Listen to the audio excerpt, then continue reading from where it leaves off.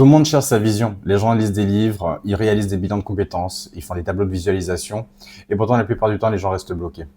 C'est pas parce que la vision n'existe pas, mais plutôt parce qu'ils ne se laissent pas l'occasion de la laisser exister. On t'a appris à faire des ikigai, des découvertes de tes compétences ou de tes valeurs, des roues de la vie et tout ça. Ce sont des outils superbes, hein. Ils existent bien, ils sont utiles, il n'y a pas de souci.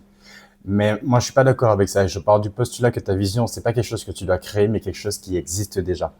Et la plupart du temps, elle est cachée par tes peurs, elle est cachée par tes blocages ou tout ce qui finalement t'empêche de voir les choses clairement. Et finalement, ce qui te bloque, ce sont pas tes obstacles extérieurs, mais bien tes peurs. Et elles prennent des formes différentes en fonction des cas. Tu peux avoir la peur de l'échec, qui est très connue quand même. C'est-à-dire que qu'est-ce qui va se passer si tu échoues? Qu'est-ce que les gens vont dire de toi? Comment tu vas voir ta valeur finalement si tu vis un échec?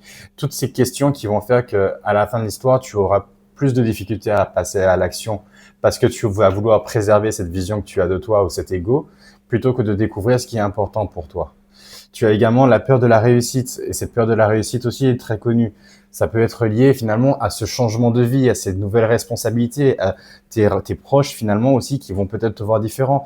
Comment tu vas gérer la pression, qui tu vas devoir devenir finalement une fois que tu auras réussi, ou du moins qui tu vas être, comment ça va se passer. Tout ça, ce sont des peurs conscientes. Tu as également la peur du jugement. On connaît tous finalement cette peur où tu te poses la question, mais qu'est-ce que les gens vont dire de moi si jamais je me lance dans cette activité, si jamais il faut qu'on me voit sur les réseaux ou qu'on me juge ou quoi que ce soit.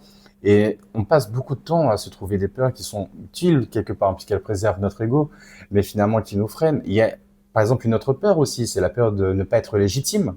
On la connaît tous, cette peur où on peut se dire je n'ai pas les compétences, je n'ai pas les diplômes, je n'ai pas l'expérience ou le réseau, et que quelqu'un est peut-être plus important que moi. Aura plus de chances de réaliser ça que moi. Pourquoi moi, je devrais croire en cette idée, en ce projet?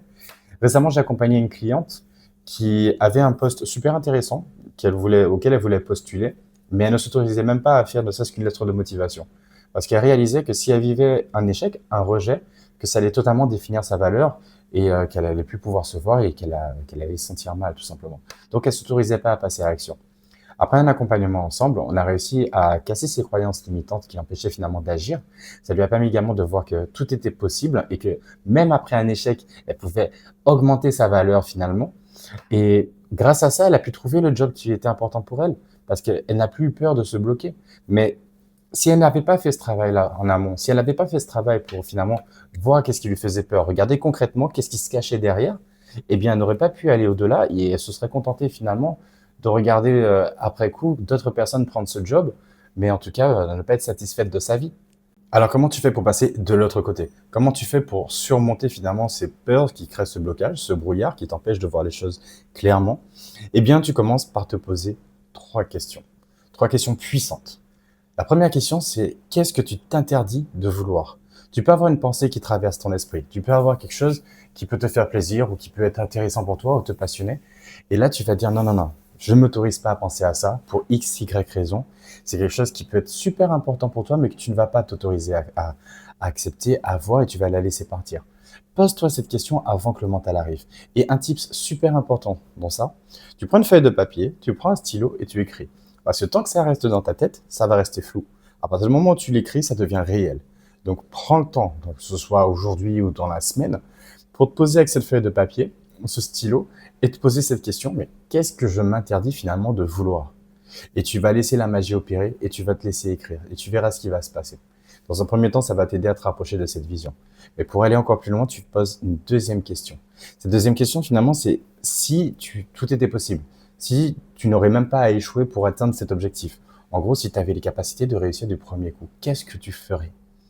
Là aussi, on se détache finalement de la peur d'échouer ou la peur de ce que les gens vont penser de toi finalement si tout se passe pas bien. Et tu t'autorises à penser à ça.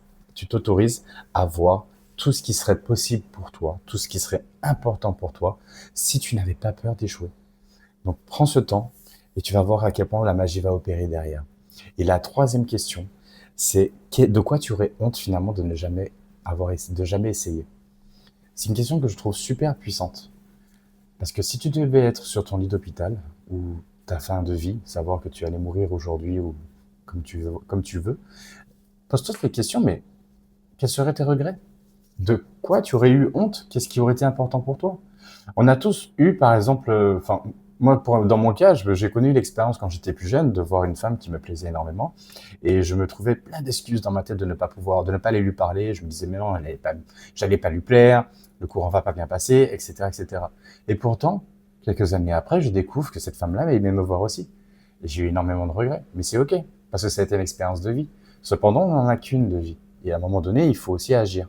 Donc, si tu estimes qu'il y a quelque chose que tu pourrais regretter ou pour lequel tu aurais honte finalement de ne pas passer à l'action, c'est peut-être là que se cache finalement le secret. C'est peut-être là que se cache la vision. Donc ta vision, c'est peut-être pas quelque chose que tu dois réellement créer, mais plutôt quelque chose que tu dois t'autoriser à avoir. Et pour te l'autoriser, tu dois déjà surmonter les 3 questions. Tu dois déjà regarder finalement quelle est la peur, quel est l'obstacle qui t'empêche de voir cette vision concrètement et de t'autoriser à regarder dans cette direction. Peut-être que ça va pas être une image très précise de ce que tu voudras faire. Peut-être que le fait même de te l'autoriser, ça va te permettre d'avancer dans cette direction et qu'au fur et à mesure, tu vas pouvoir voir les choses clairement. Mais on n'a qu'une seule vie et c'est super important pour toi, tout comme pour tout le monde, de réussir à concrétiser sa mission de vie, de réussir à faire ce qui est important pour nous et d'aller au-delà des obstacles, au-delà de nos peurs. Comme on dit, finalement, c'est dans la grotte la plus sombre que se cache le plus gros trésor. Il faut parcourir nos ombres, il faut parcourir ce qui fait peur, ce qui est difficile pour nous, pour pouvoir finalement voir ce qui est important et y aller et kiffer notre vie derrière. Ça nous demandera toujours du courage. Et si tu veux un peu d'aide dans l'histoire, si tu veux aller plus loin, réserve ton appel avec moi. On a 30 minutes ensemble pour voir ce qui te bloque, pour voir ce qui est important pour toi et de voir ensemble si c'est intéressant ou non de faire un accompagnement. Je te remercie pour ton attention et je te souhaite une très bonne journée.